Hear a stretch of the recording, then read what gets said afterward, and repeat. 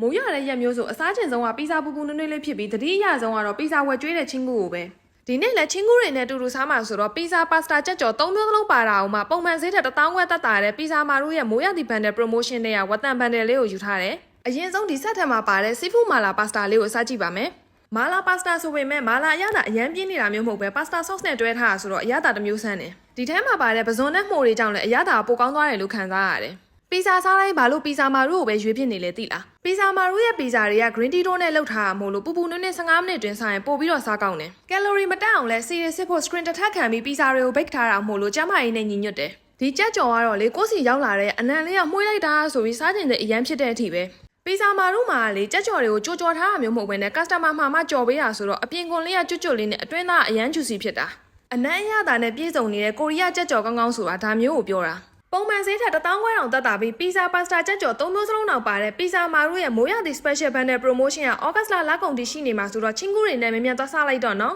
နှင်းဝေခုသွားစားခဲ့တာတော့ပီဇာမာတို့ရဲ့ Junction Square ဆိုင်ခွဲမှာပါစုံနေကြည့်ပေးလို့ကျေးဇူးပါ bye